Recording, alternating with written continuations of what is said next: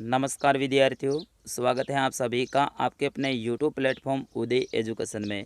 बात करेंगे इस वीडियो में प्रारंभिक शिक्षा पूर्णता प्रमाण पत्र परीक्षा यानी कक्षा 8वीं की बोर्ड परीक्षा से संबंधित आपके हिंदी विषय के पेपर के बारे में। यानी हिंदी विषय का मैं पेपर लेके आया हूं जो कि आपके आगामी परीक्षा की दृष्टि से 101% है, वो वरदान साबित होने वाला है। तो आप सभी विद्यार्थियों से निवेदन रहेगा, इस वीडियो को आप अंत तक ज़रूर देखिएगा। अगर आपने अंत तक नहीं देखा तो बाद में आप ज़रूर पछताएंगे। तो बिल्कुल आप सभी से निवेदन रहेगा, अंत तक देखिएगा, वीडियो को लाइक कर दीजिएगा। और अभी तक आपने उदय एजुकेशन चैनल को सब्सक्राइब नहीं किया है तो चैनल को सब्सक्राइब ज़रूर कर लीजिएगा, ये बिल्कुल फ्री है, आपका अपना चैनल है। सबसे पहले मैं आप सभी को धन्यवाद देना चाहूँगा कि हमारे जो कक्षा 8वीं का हिंदी का पहला पेपर था उसमें आप सभी ने अपना प्यार दिखाया है और उस पेपर को अभी तक है वो लगभग 1.5 लाख से भी ज़्यादा स्टूडेंट ने देख लिया है। तो इसके लिए आप सभी को तहे दिल से आभार। यहाँ पे देखिएगा ये पूर्णांक है वो आपके 80 नंबर का रहेगा और आपको समय इस पेपर के लिए दिया जा रहा है वो है 2 घंटे और 30 मिनट का। सबसे पहले आप निर्देश को पढ़ लीजिएगा। इस प्रश्न पत्र में कुल हैं वो 26 प्रश्न रहेंगे, यानी जैसे आपके एग्ज़ाम में पेपर आएगा वैसा ही ये पेपर है। सभी प्रश्न हैं वो हल करने आपके लिए अनिवार्य रहेंगे। प्रश्न संख्या 1 से लेके प्रश्न संख्या 8 है वो आपके बहुविकल्पीय प्रश्न रहेंगे। इसमें आपको उत्तर तालिका बनाकर हैं वो अपने उत्तर पुस्तिका में उत्तर देना है। उत्तर तालिका कैसे बनाते हैं, अगर आपको बनानी नहीं आती है तो ऐसे है ना, आपको 2 लाइनें खींच देनी है और यहाँ पे हैं ऊपर प्रश्न संख्या आप लिख दीजिएगा, है ना। यहाँ पे है प्रश्न संख्या लिख दीजिए, जैसे 1 2 3 4 और इसके पहले का अगर ब सही है तो ब कीजिएगा, अगर द सही है तो द। इस तरह से है ना सभी का आप भर दीजिएगा। ये आपको है ना अपनी जो कॉपी देंगे ना उस कॉपी में लिखना है। यहाँ पे देखिएगा पहला प्रश्न आपके स्क्रीन पे आ चुका है कि कविता जो ध्वनि है उसमें किस ऋतु का वर्णन है। यानी आपकी जो ध्वनि कविता है ना उसके अंदर कौन सी ऋतु का वर्णन है। तो विद्यार्थी उसका सही आंसर क्या हो जाएगा, आपके बसंत ऋतु का वर्णन है इसमें। तो ऑप्शन नंबर ग रहेगा सही आंसर। अगला प्रश्न है प्रश्न संख्या 2 कि बस की यात्रा में बस कैसी थी, जवान, प्रौढ़, वयोवृद्ध या फिर कोई नहीं। तो विद्यार्थियों इसका आंसर आप भी वीडियो के कमेंट बॉक्स में लिखिएगा। लगभग इसका सही आंसर है वो आपका ऑप्शन ग होना चाहिए। विद्यार्थियों मैं क्षमा चाहूँगा क्योंकि मैं आपके सामाजिक विज्ञान का टीचर हूँ, मैं हिंदी का नहीं हूँ, तो सारे प्रश्नों के आंसर नहीं बताऊँगा। लेकिन ये प्रश्न हैं इनको आप एक बार ज़रूर देख लीजिएगा और इनको याद कर लीजिएगा क्योंकि ऐसे ही प्रश्न आपकी एग्ज़ाम में आने वाले हैं। अगला प्रश्न है किसने तेज़ गति से संवाद पहुंचाने का सिलसिला है वो शुरू किया है, पहियों ने, रेलों ने, तार ने या फिर पत्रों ने। तो विद्यार्थियों इसका सही आंसर क्या हो जाएगा, इसका सही आंसर मेरे हिसाब से ऑप्शन ग होना चाहिए और बाकी है वो आपका ऑप्शन घ यानी पत्र भी हो सकता है, लेकिन मेरे को सही आंसर लग रहा है वो आपका ऑप्शन स लग रहा है, यानी तीसरे नंबर का ग वाला ये लग रहा है। आप ज़रूर कमेंट में लिखिएगा इसका आंसर। अगला प्रश्न है आकाश की असीम ऊंचाइयों को नापने की बात है वो किसने की थी, सांप ने, बाज ने या फिर उपयुक्त दोनों ने या किसी ने नहीं। तो बिल्कुल चौथे प्रश्न का भी आंसर आप ज़रूर कमेंट बॉक्स में लिखिएगा। अगला प्रश्न है प्रश्न संख्या 5 दर्जी ने टोपी पर कितने फूंदने हैं वो लगाए थे, 5, 4, 3 या फिर 2। अगला प्रश्न है भारत के सर्वाधिक गरीब जिलों में से एक है रामेश्वरम, पुडुकोट्टई, सेलम या फिर अन्नामलाई। अगला प्रश्न है मान शब्द में कौन सा उपसर्ग जुड़ने पर इसका अर्थ है वो घमंड हो जाता है, अब, अप, अभी या फिर सम। तो विद्यार्थियों ये तो एकदम मक्खन जैसा प्रश्न है। आप अभी उपसर्ग लगाएंगे ना तो वो अभिमान बन जाएगा। क्या बन जाएगा, अभिमान बन जाएगा। विद्यार्थियों अभिमान बन जाएगा और अभिमान का मतलब ही क्या होता है, घमंड होता है। तो अपना ऑप्शन ग रहेगा इसका सही आंसर। यहाँ पे देखिएगा प्रश्न संख्या 8 को आप देख लीजिएगा, ता प्रत्यय जोड़ने से शब्द है वो क्या बनेगा, पढ़ता, मित्रता, पीड़ित या फिर पाठक। तो मेरे हिसाब से इसका सही आंसर है वो आपका ख होना चाहिए। बाकी आप भी ज़रूर बताइएगा वीडियो के कमेंट बॉक्स में लिख कर। प्रश्न संख्या 9 से लेके 15 है, इसका उत्तर है आपको अधिकतम 25 शब्दों में देना है और प्रत्येक प्रश्न है वो आपके 2 अंक का रहेगा। तो प्रश्न संख्या 9 है कि लेखक ने वृद्धा किसे कहा है, वो बस वाली है, शायद उसी का है ये प्रश्न लिया गया है। अगला प्रश्न है कि दीवानों की हस्ती कविता में ऐसी कौन सी बात है जो आपको सबसे अच्छी लगी है। विद्यार्थियों कमेंट बॉक्स में आप भी लगाइएगा, इस प्रश्न का उत्तर जानने को मैं भी उत्सुक हूँ। अगला प्रश्न है चिड़िया अपनी सोच में क्या दबाए हुए हैं। तिनका ही है ना विद्यार्थियों, लगभग तिनका वाला ही है, तो यहाँ पे आपका तिनका होना चाहिए, तिनका। ठीक है। अगला प्रश्न है कामसोर कहानी क्या संदेश देती है।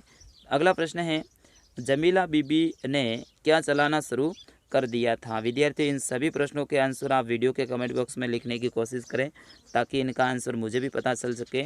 और मैंने पहले ही कहा है कि मैं सामाजिक विज्ञान का टीचर हूं, लेकिन ये महत्वपूर्ण प्रश्नों का वीडियो लेके आया हूं। इन सारे प्रश्नों को आप याद कर लीजिएगा। अगला देखिएगा निम्नलिखित शब्दों के विलोम शब्द लिखिए, इसका आंसर मैं बता दूंगा आपको। तो कोमल का विलोम क्या हो जाएगा, कठोर हो जाएगा, तो आपके यहाँ पे हो जाएगा कठोर। और अनुचित का क्या हो जाएगा, उचित हो जाएगा। ठीक है ना। तो इस तरह से इसके आपके आंसर मिल गए। अगला प्रश्न है 15वां कि निम्नलिखित शब्दों के तीन तीन पर्यायवाची शब्द लिखने हैं। पेड़ के 3 लिखने हैं, आकाश के भी 3 लिखने हैं, जैसे गगन है वगैरह, नभ वगैरह जो भी है वो आपको 3 है पर्यायवाची लिखने हैं। अगला देखिएगा यहाँ पे दे रखा है कि प्रश्न संख्या 16 से लेके प्रश्न संख्या 22 है। इसके उत्तर आपको अधिकतम 50 शब्दों में देने हैं, यानी आपको कम से कम 3 या फिर 4 लाइनों में देने हैं, तो आपके 50 शब्द बन जाते हैं। ज़्यादा से ज़्यादा 5 लाइनें, ठीक है ना। तो यहाँ पे आपके ये 4 नंबर के रहेंगे। तो प्रश्न 16 है कि कवि पुष्पों की तंद्रा और आलस्य दूर हटाने के लिए क्या करना चाहता है। प्रश्न संख्या 17 है कि हम धूल उड़ाते जहाँ चले से कवि का क्या तात्पर्य है। प्रश्न संख्या 18 है कि आधुनिक संचार के साधन पत्रों का मुकाबला है वो क्यों नहीं कर सकते हैं, यानी आधुनिक जो संचार के साधन है विद्यार्थी वो पत्रों का मुकाबला क्यों नहीं कर सकते हैं। अगर इसका आंसर नहीं आता है तो अथवा में ऑप्शन मिल जाएगा। अथवा में प्रश्न क्या है कि अंतरिक्ष के पार से आने वाली बस के बारे में कवयित्री है वो क्या करना चाहती हैं। प्रश्न संख्या 19 को देखिएगा, बाज जिंदगी भर आकाश में ही उड़ता रहा, फिर भी घायल होने के बाद भी वो उड़ना क्यों चाहता था, ऐसा क्या था बाज के बारे में, तो वो आपको लिखना है। इसका आंसर नहीं आता है तो अथवा में आपके सामने ऑप्शन मिल जाएगा कि टोपी पहने ही गौरैया के मन में क्या इच्छा जगी तथा टोपी पहनकर गौरैया की क्या प्रतिक्रिया थी। अगला प्रश्न देखिएगा, प्रश्न संख्या 20 है।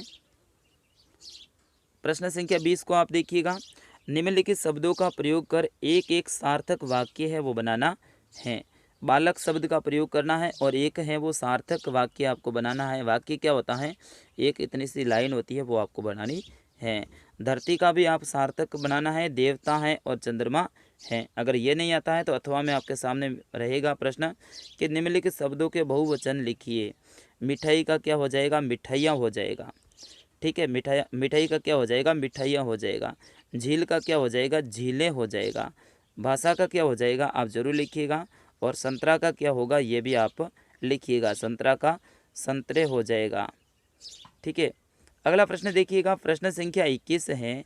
आपके मोहल्ले में लोग इधर उधर कचरा फेंक देते हैं, उन्हें आप कैसे समझाएंगे। ये प्रश्न है, वेरी वेरी इंपॉर्टेंट है। प्रश्न संख्या 22 है कि वाहन चालकों की किन गलतियों से सड़क दुर्घटनाएं होती हैं। प्रमुख 5 गलतियां हैं वो आपको बतानी हैं। प्रश्न संख्या 23 है, एक गंध्यास है, इसको पढ़ना है आपको ध्यान से और फिर उसके बाद में जो आगे प्रश्न पूछे गए हैं उनके आंसर देने हैं। विद्यार्थियों ये प्रश्न आपके लिए वरदान साबित होने वाला है, क्योंकि ऐसा ही प्रश्न आपके पेपर में भी आने की पूर्ण संभावना है। और ये 8 नंबर का आता है गंध्यास, और गंध्यास में है ना विद्यार्थियों आपके लिए मक्खन जैसा होता है, क्योंकि इसमें है ना जितने भी आंसर आपको देने हैं वो आपके सामने 7-8 लाइनें होती हैं, उन्हीं लाइनों को पढ़ के उनमें से चुन चुन के देना है। तो मैं तो आपको राय देना चाहूँगा कि सबसे पहले आप गंध्यास को है ना 2 बार पढ़ लीजिए। कितनी बार, 2 बार पढ़ लीजिए। पूरा आप प्रश्नों की तरफ जाइए मत, पहले आप गंध्यास को 2 बार पढ़ लीजिए, समझ लीजिए, फिर उसके बाद में आप प्रश्नों के आंसर दीजिएगा। तो यहाँ पे पहला प्रश्न देखिएगा, लेखक को किसके यहाँ जाना अच्छा लगता है। तो आप यहाँ पे देखो, यहाँ पे लिखा है कि अपने मामा के यहाँ जाना अच्छा लगता है। किसके यहाँ पे, मामा के वहाँ। तो आपको यहाँ पे लिखना है लेखक को अपने मामा के वहाँ जाना अच्छा लगता है। अगला प्रश्न है, लेखक अपने मामा के घर कब तक रहता था। तो लेखक है वो अपने मामा के घर पे है, वो गर्मी की छुट्टियों में जाता था, यहाँ पे लिखा हुआ है। और वो स्कूल खुलने तक है वो वापस आ जाता था। यानी कब तक रहता था? जब तक छुट्टियां पूरी होती थी, यानी छुट्टियां ख़त्म होती थी और स्कूल खुलती थी, तब तक है वो वहाँ पे रहता था।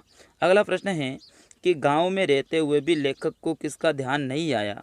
तो यहाँ पे देखिएगा, अतः गांव में होते हुए भी कई दिनों तक मुझे बदलू का ध्यान नहीं आया। तो उसको किसका ध्यान नहीं आया?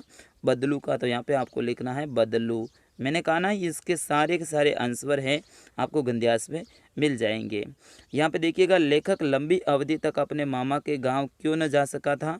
क्योंकि ये बोल रहा है कि तभी मेरे पिता के एक दूसरे शहर में बदली हो गई थी और लंबी अवधि तक मैं मामा के गांव में न जा सका था। यानी उसके मामा की उसके पापा की है वो बदली हो गई थी। किसके? लेखक के। इस तरह से आपको इसके आंसर देने हैं। प्रश्न संख्या 24 है कि निम्नलिखित में से किसी एक पद्यांश की सप्रसंग व्याख्या करनी है। यानी आपके सामने 4-5 लाइनें हैं, उनकी व्याख्या करनी है, यानी उनको बड़ा करके आपको लिखना है और उसको है ना लगभग एक पेज में या फिर आधे से ज़्यादा पेज में है आपको आंसर देना है। जैसे कि ये लाइनें हैं, देखी सुदामा की दीन दशा, करुणा करी के करुणा निधि रोए, पानी प्रात को हाथ सुए नाही, नैनन के जल सो पग धोए। ये हैं, ये कौन से कविता से लिया हुआ है? तो सबसे पहले आप लिखोगे प्रसंग। क्या लिखोगे? प्रसंग। ये हैं वो उस कविता से लिया गया है, इसके लेखक वो है, इसमें इसका वर्णन है। इस तरह से 2-3 लाइनें आपको लिख देनी है प्रसंग में। फिर उसके बाद में आपको करना है व्याख्या। व्याख्या में है ना इन लाइनों को है ना बड़ी बड़ी बना के आपको लिखना है, यानी इनके बारे में व्याख्या करनी है।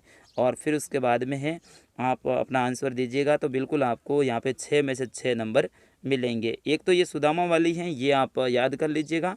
और दूसरी ये कर लीजिएगा कि शीस पगान झका तन में, प्रभु जाने को आही बसे कही ग्रामा, धोती फटी सी लटी दुपटी, अरु पाए उपनह को नहीं सामा। इस तरह से ये भी हैं आपके पद्यांश हैं, इसको भी आप याद कर लीजिएगा। प्रश्न संख्या 25 है कि समाज में व्याप्त लड़का लड़की के भेदभाव से संबंधित दो छात्राओं की बातचीत को अपने शब्दों में संवाद के रूप में लिखिएगा। पहला ये बोलेगा संवाद लिखना है, तो मान लो कि एक राम है कर रहा है संवाद और दूसरा उसके साथ में श्याम। तो सबसे पहले राम, अरे यार अपने यहाँ पे तो ये होता है, ऐसे ऐसे समाज में होता है लड़कों लड़की के साथ में भेदभाव। तो श्याम उत्तर देगा, हाँ यार तू बात तो सही कह रहा है, ऐसा ऐसा होता है। और राम और शब्द कहेगा आगे, और इस तरह से ना आपको लाइनें बनानी है, तो वो होता है संवाद। अगला देखिएगा, आपने 8वीं कक्षा उत्तीर्ण कर ली है तथा 9वीं में प्रवेश लेना चाहते हैं, तो अपने विद्यालय के प्रधानाध्यापक को स्थानांतरण प्रमाण पत्र यानी टीसी हेतु प्रार्थना पत्र लिखना है। तो ये तो बिल्कुल इजी है, सेवा में श्रीमान जी, प्रधानाध्यापक आपके स्कूल का नाम और विषय लिख दीजिएगा स्थानांतरण प्रमाण पत्र हेतु या फिर टीसी हेतु। इस तरह से आपको लिखना है। अगला प्रश्न है देखिएगा निबंध। ये है ना, ये 4 निबंध हैं आपके लिए इम्पोर्टेंट रहेंगे आगामी एग्जाम की दृष्टि से। दीपावली, प्रकाश पर्व, स्वस्थ भारत अभियान, गणतंत्र दिवस या फिर कोरोना वायरस 21वीं सदी की महामारी। तो ये आपके निबंध है, याद कर लीजिएगा। अथवा में भी आपको मिल जाएंगे। यहाँ पे देखिएगा अथवा में क्या मिल रहा है कि निम्नलिखित में से किसी एक पात्र समूह के आधार पर मानकर आपको 150 शब्दों में एक कहानी लिखनी है। लोमड़ी और अंगूर, खट्टे अंगूर वाले वो, या फिर शेर और खरगोश वाले, खरगोश और कछुए वाली, मधुमक्खी या फिर चिड़िया वाली। ये इनमें से कोई एक कहानी लिखनी है और ये भी आपके 8 अंक का रहेगा। तो विद्यार्थियों, ये था क्लास 8वीं के हिंदी का पेपर। मैं आशा करता हूँ आप सभी ने अंत तक देखा है, तो आप इस पेपर को ज़्यादा से ज़्यादा शेयर करेंगे। आप अपने जो व्हाट्सअप स्टेटस हैं उसमें भी लगाएंगे और साथ ही अपने जो मित्र हैं उसको भी आगे साझा करेंगे। मैंने कोशिश की है महत्वपूर्ण से महत्वपूर्ण जो प्रश्न बन रहे हैं आपके एग्ज़ाम की दृष्टि से वो सारे लाने की। अब मैंने मेरा प्रयास है वो कर लिया है, बस आपको इस वीडियो को ज़्यादा से ज़्यादा शेयर करना है और आपका भी प्यार है वो दिखाना है। मिलता हूँ अगले पेपर में, तब तक के लिए आपके अपने सर उदय सर को दीजिएगा आज्ञा। जय हिंद, वंदे मातरम।